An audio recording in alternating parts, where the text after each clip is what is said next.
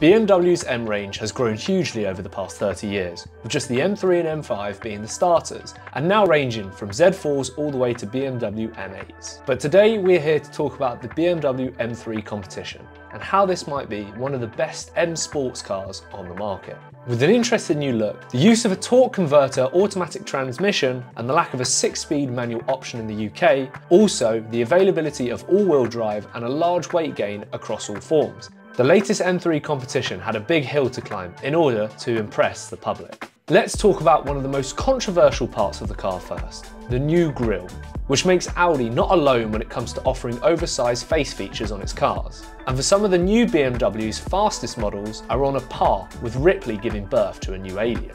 See one in the parking lot or on the road and your shock disappears. In a subtle hue, it has all the threats you would expect of a fully blooded M car, and a car you get a good feeling with every time you approach it. From its rear three quarters, there's enough aggression from the 4 exhaust tips, diffuser, and gently swollen arches to draw you in. And in profile, there's the right amount of surface detail mixed with carved edges to mark it out from a regular G80 saloon. Essentially, pick a gentler shade than what BMW offer you on their model launches, and the G80 M car looks every part of the super saloon. It looks big though.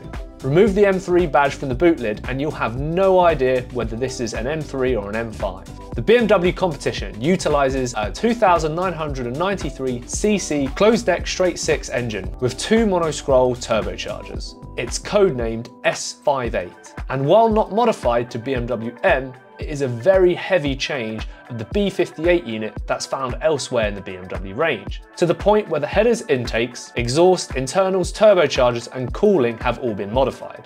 As a result, it has a slightly different cubic capacity and produces much bigger numbers than the S55 unit it replaces. Key areas that characterise the 2 motors and the headers and turbochargers. The M3's headers feature expensive 3D printed internals that optimise the flow of oil and coolant while also removing excess weight, trimming material where traditional methods such as casting or milling are unable to do so.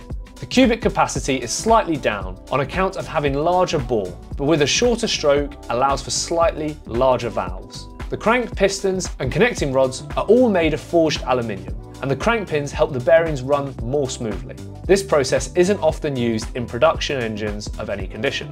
It's usually reserved for the competition units, but it makes the S55 ripple for further tuning in its models such as the M4 CSL. A rate of 479 pound-feet of torque is available between 2,750 and 5,500 RPM, with the limiter coming in at 7,250 RPM. Some showcase models allow you to rev higher, but with recent software updates, it's limited to the 7,250 RPM. The transmission is where things get a little bit more complicated, as not only is there no manual option available in the UK, but the dual clutch transmission has been ditched. Instead, the only transmission option on the competition models is the ZF-sourced 8-speed torque converter automatic. The decision was made to allow for a higher torque rating, but also BMW says the automatics change are pretty much as quick as they were in the old DCT. And with more time and money to spend on the tuning, given it elsewhere, it was definitely worth the switch. Finally, the chassis has undergone plenty of its own changes. The M3 saloon maintains the usual upgrade package shared with the 2-door M4, including the bonnet, wings and front face. From the A-pillar backwards, however, the M3 is a strange mix, with the standard 3 Series doors and a boot lid that flares out in the most unusual way behind the rear door, eventually meeting the very aggressive rear bumper. The reason for all this is to fit the M3's clearly wider wheels and tyre package, which sits on the wider tracks front and rear. There are a lot of chassis changes that I could go on, however all you need to know is that it's mostly made up from forged aluminium and adaptive dampeners. The wheels are staggered for the first time on the M3 saloon, with 19-inch wheels at the front and 20-inch at the rear. The standard tyres for these cars is the Michelin Pilot Sport 4Ss, but Cup 2s are also available as an optional extra.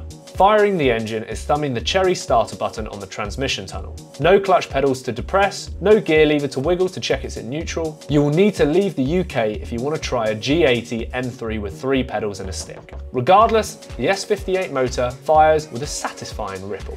It may be increased through the speakers, but it's as true as a sound as you could hope for. Outside, however, even with the exhaust valves open, the latest emission filters result in a rather muffled tone, but it has a certain quality and deeper tone that suits its mean appearance.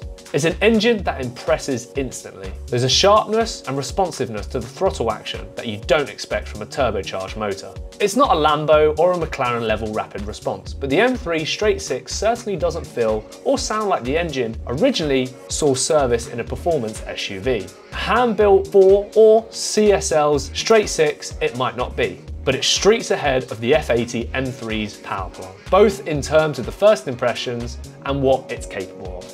It's the reach of the engine that you can't get away from. Regardless of the gear you're in, there is just the right amount of torque to catch a ride, or you find yourself in the peak of power, able to judge each 100 RPM increase with measured movements from your right foot. As the revs rise, the soundtrack builds, matching the pace to each note of an exciting experience. It's not as hard-edged nor as wild as an M2 CS's 3 litre when you reach its peaks, but it suits the nature of an M3. BMW state this generous feeling of power and torque is mirrored by the M3 Competition's performance time, with the rear wheel model reaching 0 to 62 miles an hour in 3.9 seconds. However, with the grippy dry surface, we could be seeing shorter times. The rear wheel drive M3 xDrive will do the same sprint in just 3.5 seconds though. The top speed is limited to 155 miles an hour, rising to 180 miles an hour with the M driver's pack, selected regardless of rear wheel or all-wheel drive, making the M3 a very fast car.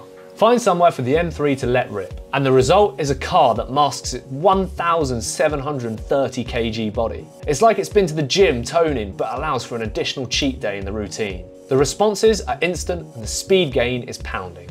Very quickly, you'll find the car short shifting with the buzz of the engine's torque shoving that power out, and in the process, hopefully avoiding a trip to the judge's call. That's ridiculous. What's the new M3's biggest step on? The fact that you can no longer hurl it into a ditch for the first time you open the throttle. You sense the improvement body control within the first few miles. The ride feels more settled, though for some of it, still be too harsh even in the softest settings, and more capable of adoring the surface and being able to filter any unnecessary noise. The springs and dampers feel more yielding and more suited to the road, softer in their actions.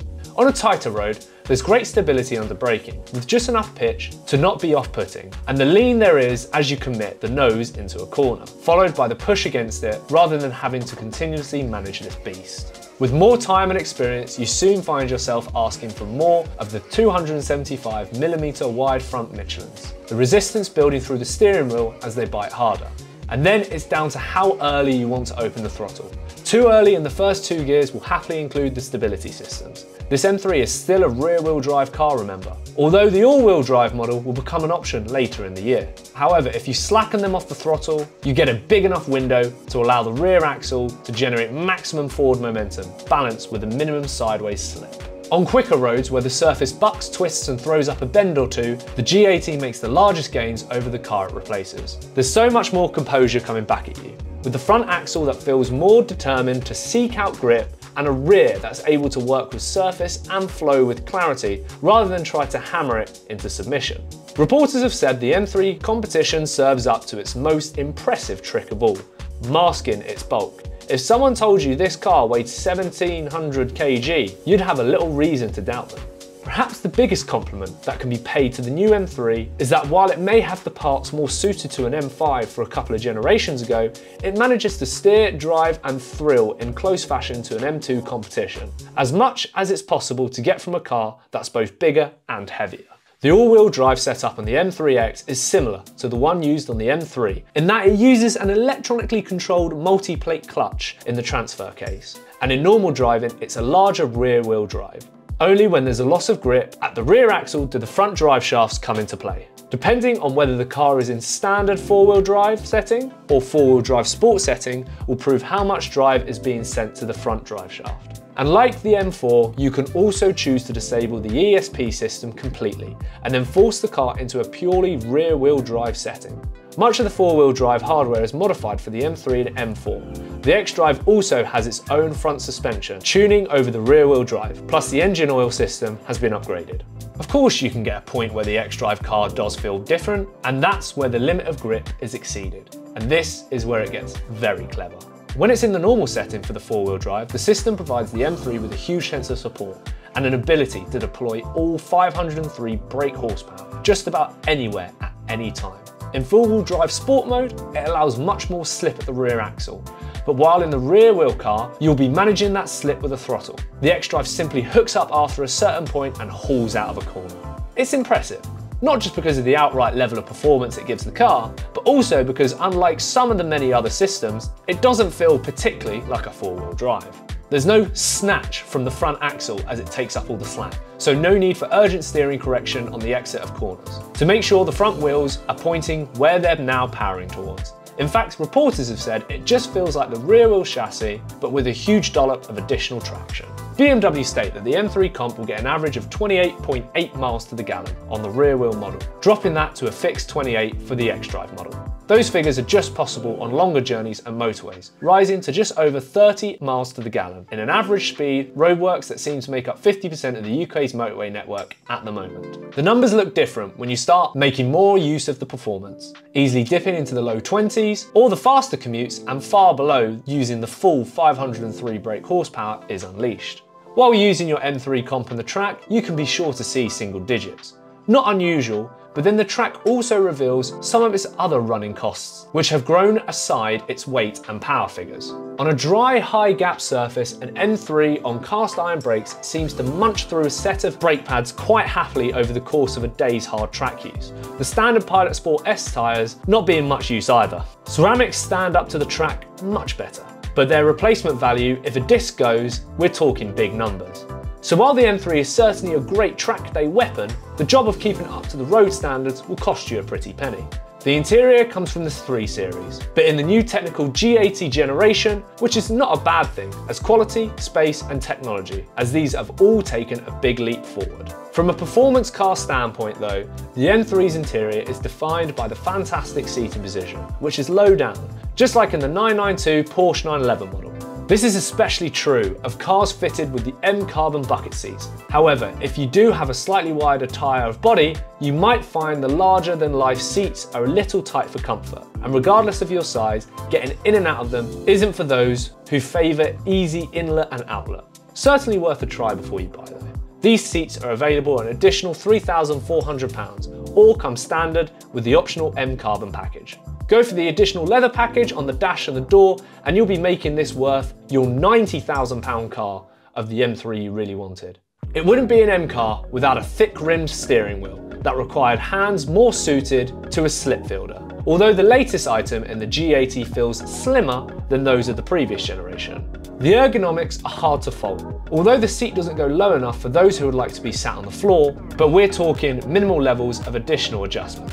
The G80 generation has brought with it some curious variations in trim and condition that can quite dramatically vary how much your M3 will cost. The base price for a rear-wheel drive M3 Competition is £75,660. The non-competition and its no-cost 6-speed manual are not available in the UK, thanks to the almost absent take-up of the standard model last time round.